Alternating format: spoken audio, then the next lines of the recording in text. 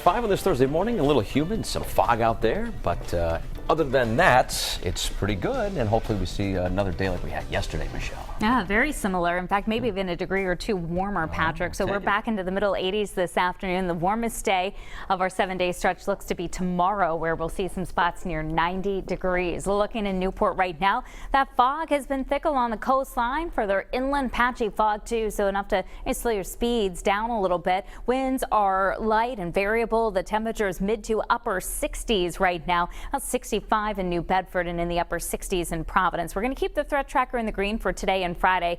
Saturday is not a washout of a day. In fact, the majority of the day is dry, but it's one of those summer days where we have to be on the lookout for a late day thunderstorm, and there is potential for a strong or severe storm. And Storm Prediction Center out of Norman, Oklahoma is already highlighting southern New England as an area to watch for those thunderstorms to develop on Saturday. Live Doppler radar is dry across Rhode Island and southeastern Massachusetts right now, and I do expect it to stay that way today.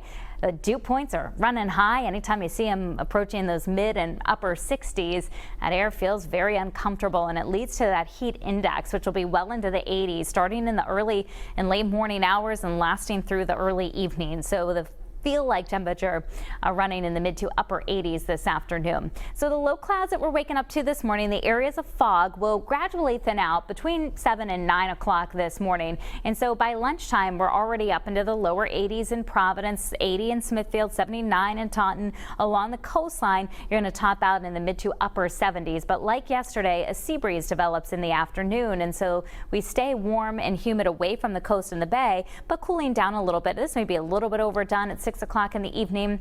The idea is that warmest part of the day for the beaches will be first hour or two of the afternoon, and then you will cool back down. Tonight we'll have to watch for some low clouds and fog, once again mainly right along the coastline, and tomorrow, as I mentioned, going to be a hot start. So low clouds and fog giving way to sunshine at our beaches today. About 78 for the air temperature. Surf's only around 1 foot. Very high UV index, so you will need to make sure you've got sunscreen and you reapply. Also hydrate if you're out on the bay. Northeast winds turning to the south, staying between 5 and 10 knots. High tides at 4 in the afternoon. Low tide at 9:25 this morning.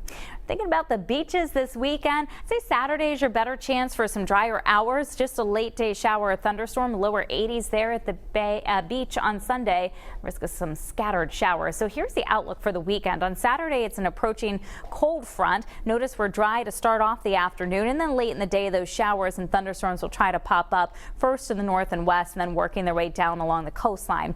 So Saturday night, most of those will fizzle out, and we start off dry again on Sunday morning. As this upper level disturbance pushes through, it'll generate some scattered showers, especially in the afternoon, maybe as early as late morning. And while it's not a solid washout on Sunday, we will have to be dodging some scattered showers, it looks like, in the second half of the day, and it'll be a little cooler because of that. So mid 80s today, upper 80s to near 90 degrees on Friday afternoon. On Saturday, we're in the middle 80s with the temperatures still on the warm and muggy side, and on Sunday we're looking at a high near 80 degrees with, again, that risk of a scattered shower or thunderstorm. Monday drying out. Tuesday as well, humidity won't be bad. Early call on the middle and end of next week. Of course, 4th of July, it looks warm and humid.